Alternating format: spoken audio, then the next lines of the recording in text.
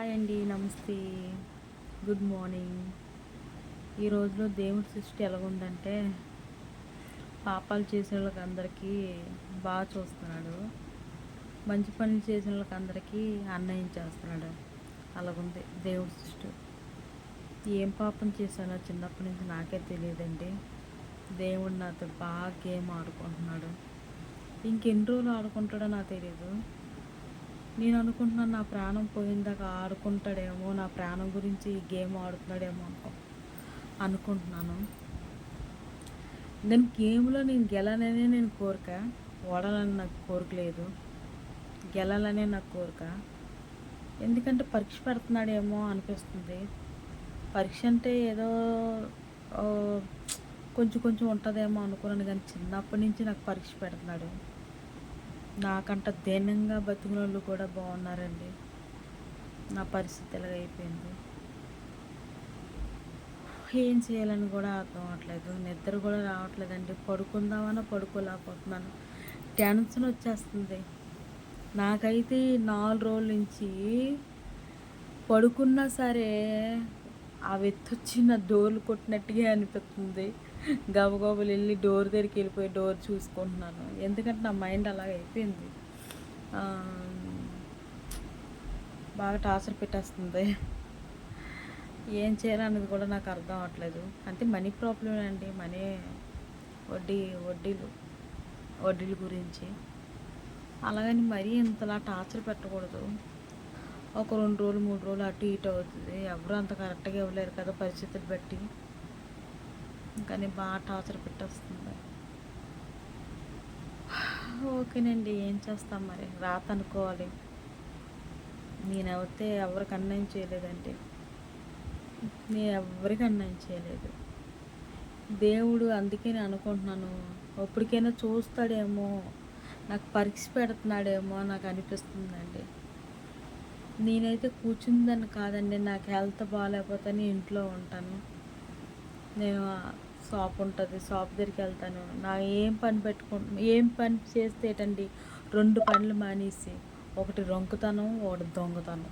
ఈ 2 మానేసి ఏ పని చేసుకుంటే ఆ రోడ్డు మీద నేను చీకులు పెడతాను. కబాబ్ పళ్ళు అనేసి, చికెన్ కబాబ్ అని అందరు జరిగిన వాళ్ళు అందరూ చీ రోడ్డు మీద ఏంటి కబాబ్ పళ్ళు, రోడ్డు మీద ఏంటి 10 అయిందాకా, రోడ్డు మీద ఏంటి 11 అయిందాకా పతివిరతలు అనుకుంటారండి. మా దగ్గర ఉన్న పతివిరతలు 10 గంటలకు వచ్చిన 11 గంటలకు వచ్చినలా చూస్తారు. పెద్దేదో అనకూడదు కానీ ఒక మొగుడుతోటే పిల్లలకి అన్నట్టుగా చూస్తారు. ఇంట్లో ఉన్నోళ్ళే బోల్డ్ మంది పిల్లలు ఉన్నారండి, చేసిన వాళ్ళు ఉన్నారండి. కాకపోతే బయటికి వెళ్ళేవాళ్ళు అందరూ రొంకుతనం చేసినట్టుగా, ఇంట్లో ఉన్న వాళ్ళందరూ సంసార పనులు చేసినట్టుగా. జీవితాలు బాగాలేకపోతే మన కాళ్ళ మీద మనం బతకడం తప్పే ఉందండి. ఎవరి కింద ఏం చేయలేదు కదా, ఎవరి కింద వెళ్ళి గిన్నెలు తోముకోలేదు కదా. అలాగన్నానని తప్పుగా అనుకోవద్దండి. ఎందుకంటే నా కాళ్ళ మీద నేను బతుకుతున్నాను, నా వ్యాపారం నేను ఎట్టుకున్నాను. తప్పే ఉందండి. నేను కవప్పలైనా కాల్చుకుంటాను, ఏదైనా నేను నా షాపు నా సొంతంగా నేను పెట్టుకుంటున్నాను. నేను ఎవరి కింద ఏం చేయలేదండి. కావప్పల్లా ఐసయంగా అదేటమ్మా రోడ్డు మీద కావప్పలు కాల్చుకోవడం. కావప్పలు అంటే మీకు తెలియదు, నాకైతే తెలీదు. చికెన్ స్టిక్స్ అంటారు. నేను చేసుకొని ఇంట్లో తెచ్చుకొని కలుపుకొని చాలా పని ఉంటుందండి. మాంసం తెచ్చుకొని కలుపుకొని అవన్నీ చేసుకొని అక్కడ తీసుకొని వెళ్ళి కాల్చుకొని ఎన్నో పనులు ఉంటాయి. కాకపోతే ఒకరికి ఎంత పని చేయకుండా నా సొంతంగా నేను చేసుకుంటున్నానండి. ఏదో అలా బతుకుతున్నాను. చిన్న మిస్టేక్ వల్ల నా పరిస్థితి అలా అయ్యింది. అందరూ హ్యాపీగా ఉన్నారండి, అందరూ హ్యాపీగా ఉన్నారు. ఇక్కడ నేనే బలి పశువు అయ్యాను. నేనే బలి పశువు అయ్యాను. అందరూ బాగున్నారు, అందరూ హ్యాపీగా ఉన్నారు.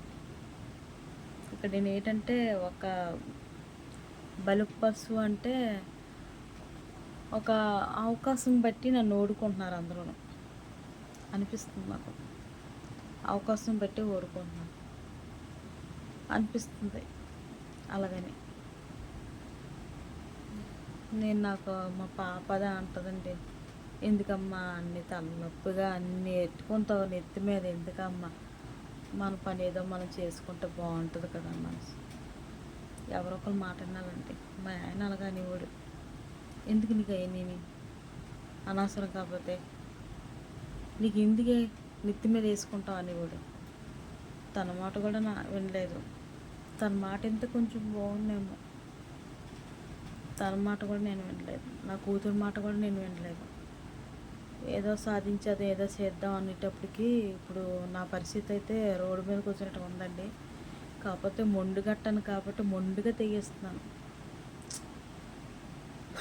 నేను చేసుకుందాను, నేను చేసుకుందానండి. అవసరంతో ఒకలాగా, అవసరం లేకపోతే ఒకలా నటించడం నాకు రాదండి. నేను ఏదైనా డైరెక్ట్గా మాట్లాడతాను, ఏదైనా ఉంటే మాట్లాడేస్తాను వెంటనే. ఓకే ఫ్రెండ్స్, రాత్రి 11 అయిపోయిందండి. వేరే చోట నేను పెట్టాను, అక్కడ ఏం అవ్వలేదనుకో.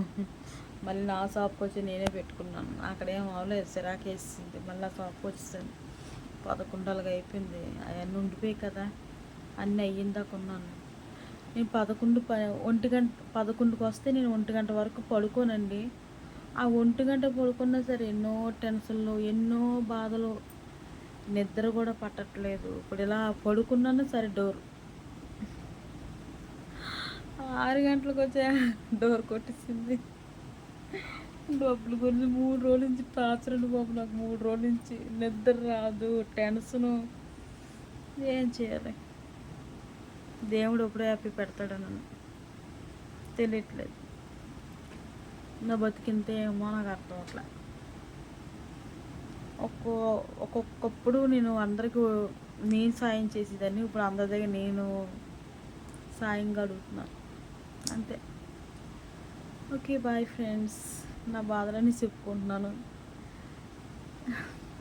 ఓకే బాయ్ అండి.